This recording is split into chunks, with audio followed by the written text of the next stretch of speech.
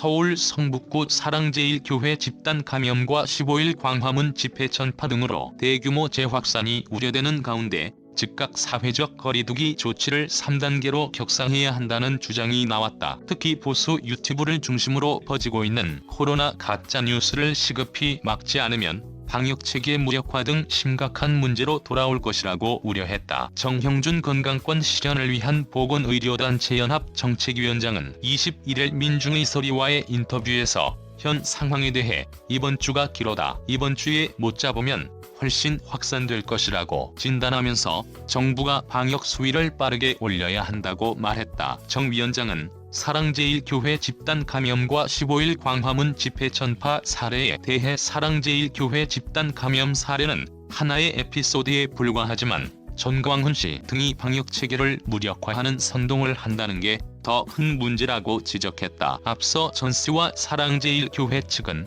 지난 20일 조선, 중앙, 동아 등 일간지에 정부가 무한대로 검사를 강요해 확진자 수를 확대해가고 있다는 내용의 대국민 입장문을 광고로 내기도 하는 등 언론까지 동원해 가짜 뉴스를 유포하고 있다. 정 위원장은 아무리 광고라고 해도 그런 가짜 뉴스를 언론이 내도 되는 것이냐고 반문하면서 이 같은 코로나 가짜 뉴스가 방역 체계를 붕괴시키는 부메랑으로 돌아올 것이라고 우려했다. 그는 일반 국민들도 정부가 내놓는 방역 수칙을 지키면서도 부담을 가지고 있는데 여기다 기름을 붓는 것이라고 말했다. 정 위원장은 사랑제일교회 측 등이 검사 수 대비 확진자 수 비율을 강조하면서 검사 결과 조작 의혹을 펴는 데 대해 비율을 따져보자는 건 애초에 말이 안 되는 이야기라며 확진자가 많아지면 N차 감염이 그만큼 늘어나기 때문에 무서운 거잖나. 그래서 확진자 수가 중요한데 아예 과학적 지식을 흔들고 있는 것이라고 지적했다. 정 위원장은 일부 교회에서 코로나 백신은 악마의 666 상징이라고 하는 식의 주장은 근거조차 없다면서 탈진실의 상황이다. 과학적 진실도 인정 안 하고 있는 것이라고 비판했다. 검사 안 받는 게 낫다는 생각 퍼뜨리고 있어.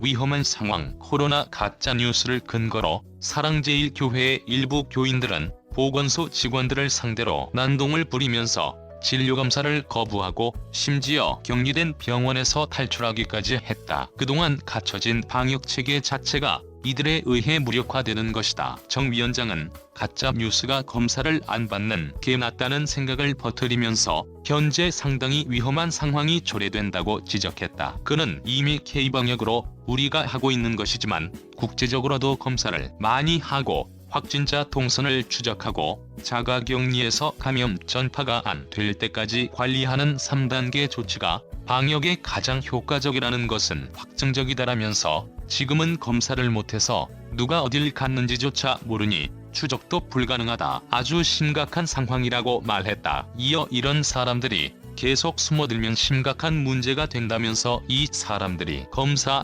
추적도 안 되고 심지어는 병원에서 탈출까지 한다. 이건 최악의 경우다. 방역 3단계를 모두 무력화시키는 것이라고 우려했다. 정 위원장은 방역체계 수위를 높이는 것만큼 코로나 가짜뉴스를 엄벌해 중단시키는 것도 방역체계를 지키기 위해 중요하다고 강조했다. 그는 이런 분들은 자기를 소수자로 몰아서 공격한다고 생각하는 것 같은데 그걸 강요하는 사람들이 문제라며 이런 가짜뉴스를 선동하는 사람들, 언론 광고를 실은 사람부터 광고를 제작한 사람까지 발본색원에서 대가를 치르게 해야 한다고 주장했다. 이어 가짜뉴스를 보고 진료를 침을 뱉고 진료를 거부하는 등의 일탈 행위 정도를 응징해서는 해결되지 않는다. 이걸 퍼뜨리는 사람들을 잡지 않으면 방역 차원에서는 해결할 수 없다고 말했다. 특히 이런 식의 헛소리가 주류층에서 나오면 안 된다. 전 씨가 한동안 보수 야당과 함께 집회도 했고 지난 총선 전에는 당대표도 공동으로 했을 정도로